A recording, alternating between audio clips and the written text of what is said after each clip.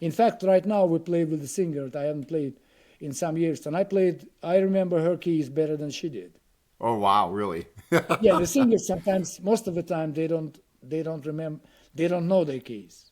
Oh wow, yeah, that's something that's kind of important because you need to know if you can sing in that key, whether or not your Listen, range. don't even start with me on singers. They just had to learn like 10 tunes in their repertoire. They don't have any, and they still can't find the keys to their tune. I Yeah, have said, you? Go ahead. so I said to quite a few of them, do you sing sometimes in the shower? Yes. Do you have any kind of keyboard at home?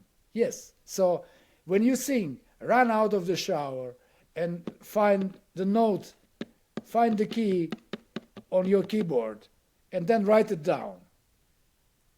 I start with the note G. All right, so write it down, Yeah. and the piano player can figure from that. Another thing is, or have some. I mean, not to mention that they could probably hire some professional,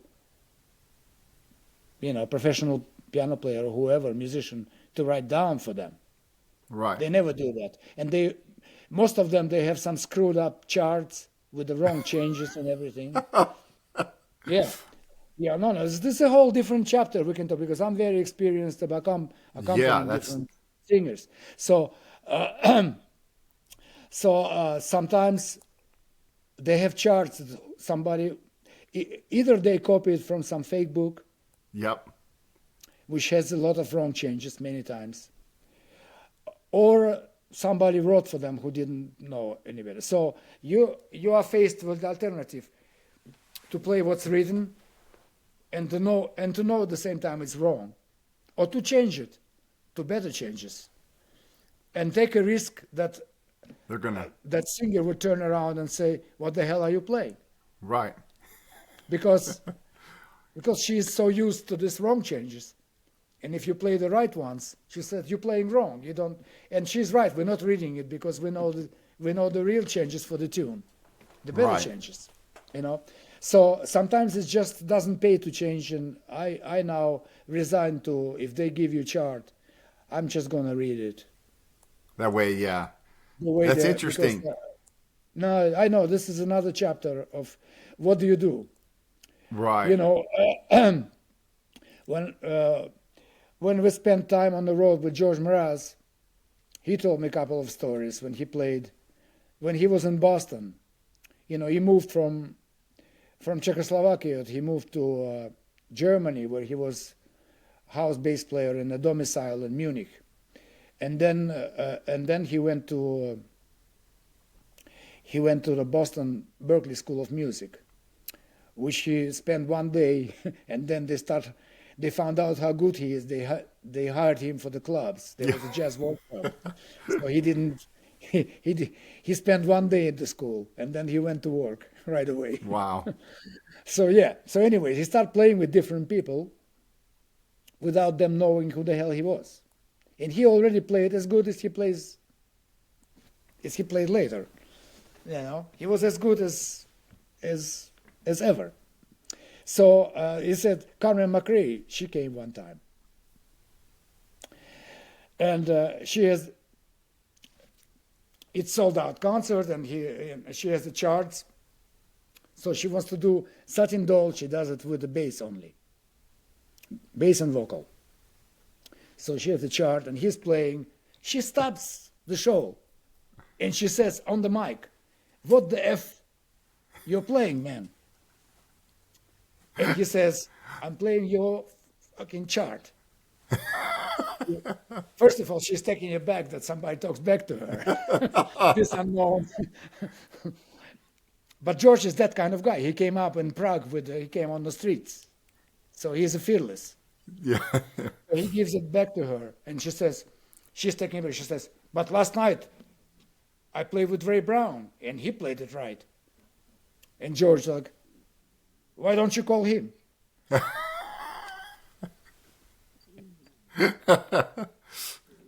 And he told me another story, probably with the same period of time. Stan Getz came. And he's in a house band, okay, playing with Stan Getz. And Stan Getz played some tunes, blah, blah, blah. And he announced this tune, Sweet Rain, like a Mike Gibbs tune, which is quite complicated, and George never played it. And he's got stack of music, Stan Getz. And George is going through this stack of music looking for the chart. So Stan Getz is condescendingly saying, well, we have to wait a bit because this bass player doesn't know this tune. He has to look for the music. My regular bass player would know the tune. So George takes a quarter out of his pocket, comes to Stan Getz. This is in a concert. He said, there's a quarter, call him. Right. That's funny. So, yeah. So this is the story with, it's not exactly about the singers, but the Carmen thing was about singers because they have screwed up charts, and they and they so used that good musicians don't even look at those charts, and they play good changes. So right. Then when somebody really is conscientiously reading, they're saying, "What the hell you playing?" Right. So what? I have a friend who desperately wants to be a jazz singer, and he's been taking vocal lessons, so he's learning all the basics. But he hasn't he doesn't have the jazz language down yet, right? So, but he's learning the songs off of the fake book thing on the phone. What do you think about that? So, the little fake book that plays and you're singing along to it.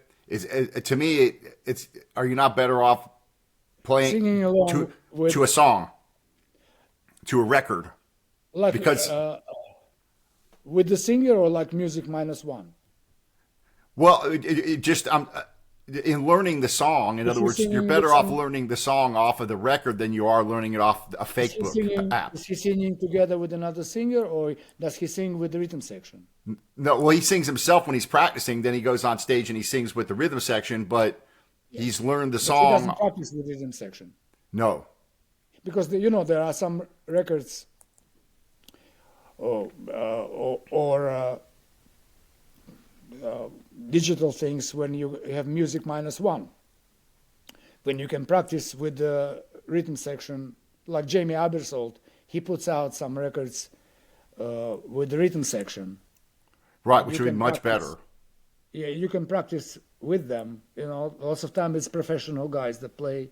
In the beginning there was top guys, but now there's just some okay guys playing, but they playing correctly, whatever, So you can practice with that. But I think it's good to practice with the real vocalist, somebody you admire. Maybe not with them, but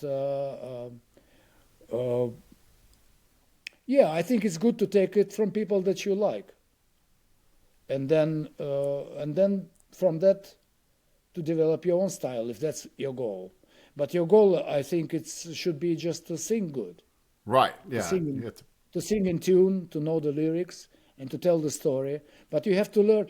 But if you say he wants to be a jazz singer, what does it exactly? I'm trying to find out what exactly does he think it means? Right. Yeah, I understand. What does it mean? Yeah. What do you think it means? Well, I think he wants to be able. Well, first of all, he wants to be able to go up on the jazz jam and be able to successfully sing a song that's captivating and then from there he wants to make a record. It doesn't require it doesn't require you to be a jazz singer. You just have to be a singer, a good singer with a good voice and good knowledge of what you're singing, and then let jazz musicians play. I think that's the best. Instead of concentrating maybe on scat or doing something different, just come out and sing the melody correctly, of course, in a good time. And, right. And then let musicians play solo on that. I think that's the best. Right. Because I cannot stand this Scooby-Dooby. You don't like the scatting, huh? I hate it. Even like the John Hendricks stuff that they did with the. You don't like it. Without it. Yeah. I play with John Hendricks. Well, I mean, when we talk about John Hendricks, we talk about exceptional people. Right. Yeah. Eddie Jefferson, Annie Rose. When you talk about those people, of course, they are top of the scale. So I can cut them some slack because that's art. Yeah. What they do. They have he used to make lyrics to solos. It was not just a scat. He would make lyrics to solos, and the lyrics would tell the story. Right. Yeah. Yeah. He was brilliant. So that was not just Scooby Dooby Doo. Right. Yeah. So yeah, so it had some meaning, and perhaps even I think it made it even easier for regular people to understand solos, because there was the words in that solo, and sometimes it was some clever story behind that. Lambert Humber Cross, when I had one of the first records I had, and Annie Rose, the Twisted, the Wardell Gray solo. Great story, and she fixed it. She wrote the lyrics that are completely crazy, so easier to understand than just instrumental solo. So Right. I think in that case, I think it's fine. Right. Right. And a little bit, I can stand a little bit of scat, like Sarah, sometimes she did, or Right. maybe even Ella, a little bit is okay. But you got people But, doing, yeah. a person like Shirley Horn, she never did that. Frank Sinatra, she never did that. Right. Nat Cole, he never did that. They just sang melody. Billie Holiday. I mean, who is more jazz singer than Billie Holiday? Right. And she never did any scat, and Right. she never liked it. Dinah Washington, all these great people, they never did any scat. Why? Right. You're telling the story. But I cannot tell other people. I mean, this singer the other day I played with, she scats.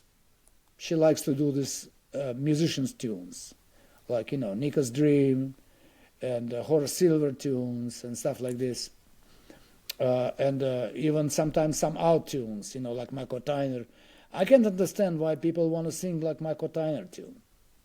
Right. I mean, there's nothing really to sing that much. It's mostly instrumental thing, But like I said, new younger people, they looking for some material that hadn't been maybe used so much as far as vocal. So Sure. they're not happy with just singing standards. But I think classic American, golden American songbook still has so many good tunes that have not been explored.